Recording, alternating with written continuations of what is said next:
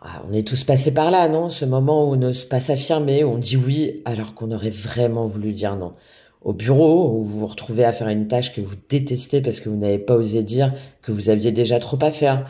Ou alors en famille, à accepter une invitation alors que tout ce dont vous rêvez, c'est d'un moment de repos. Ce genre de compromis nous bouffe de l'intérieur. Aujourd'hui, on va voir ensemble comment changer ça. S'affirmer, c'est se respecter et respecter les autres. Pas question de manipuler ou d'écraser, mais de s'assurer qu'on prend notre place. Allez, c'est parti. Étape 1, l'analyse d'une situation passée. Rappelez-vous la dernière fois où vous avez cédé sur un point important. Peut-être au boulot, quand un collègue vous a refilé son travail à la dernière minute, ou dans une relation où vous avez fait des compromis qui allaient beaucoup trop loin. Comment vous êtes-vous senti après? Probablement frustré, épuisé, avec cette petite voix intérieure qui vous dit que vous auriez dû réagir autrement. C'est normal, mais pour changer, il faut d'abord analyser pourquoi vous avez agi ainsi. Est-ce que c'était de la peur de décevoir, d'entrer en conflit, ou simplement l'habitude? En identifiant déjà les blocages, on peut ensuite mieux les dépasser. Étape 2, la grille d'analyse fonctionnelle. Une fois vos émotions identifiées, il est temps de comprendre pourquoi elles reviennent. C'est là qu'intervient la grille d'analyse, justement. Par exemple, si dans chaque réunion, vous évitez de donner votre avis parce que vous avez peur qu'il ne soit pas à la hauteur, c'est un schéma récurrent. Vous vous soumettez à une croyance limitante. Mon avis n'est pas aussi pertinent que celui des autres. Mais en prenant du recul, vous pouvez voir que ces pensées ne sont pas des faits. Analyser vos comportements passés vous donne les clés pour éviter de tomber encore et encore dans les mêmes pièges. Étape 3, la planification d'un événement futur. Imaginez que vous êtes dans une situation similaire à celle que vous avez analysée. Cette fois, vous êtes préparé. Vous savez que si votre collègue vous demande de prendre un dossier de dernière minute, vous allez poser vos limites. Vous allez dire calmement: je suis déjà surchargé cette semaine, je ne pourrai pas prendre ça en charge.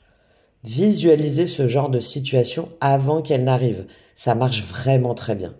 Vous anticipez votre réaction et préparez le terrain pour agir différemment la prochaine fois. Étape 4, exprimez vos émotions. La clé pour s'affirmer, c'est de ne plus refouler ce qu'on ressent. Par exemple, si votre manager vous ajoute constamment des tâches, au lieu de tout encaisser, exprimez ce que cela provoque en vous. Je me sens submergé et j'ai besoin de faire une pause avant d'accepter de nouvelles missions. D'un point de vue relationnel, imaginez une situation où vous vous forcez à aller à un événement familial, alors que vous avez juste besoin de repos. Vous pouvez très bien dire: je suis épuisé, j'ai vraiment besoin de me recentrer ce week-end. Vous verrez, vous serez surpris de voir que les autres comprennent souvent bien plus que ce qu'on imagine. Étape 5, négocier et poser des limites. S'affirmer, c'est aussi savoir poser des limites et négocier. On peut très bien dire non sans être perçu comme agressif. Par exemple, si quelqu'un essaye de vous imposer un choix, vous pouvez répondre calmement: je comprends ton point de vue, mais je ne suis pas d'accord. J'aimerais qu'on trouve un compromis. Apprendre à dire non fermement sans pour autant fermer la porte à la discussion vous permet de prendre votre place sans conflit. C'est là que réside toute la finesse de l'affirmation de soi et d'une communication plus fluide. Finalement, s'affirmer, c'est vraiment un processus continu. Plus vous allez pratiquer, plus ça devient naturel. Alors, ne laissez plus les autres définir vos limites et en souffrir. Commencez à prendre votre place petit à petit. Et si vous voulez aller encore plus loin dans cette démarche, n'hésitez pas à me laisser un commentaire ou à vous abonner à la chaîne pour découvrir plus de conseils et d'outils pratiques. Ensemble, vous allez voir, on va apprendre à faire en sorte que votre voix compte, sans devoir choisir entre vous taire et imploser pour finalement tout faire exploser. À très bientôt.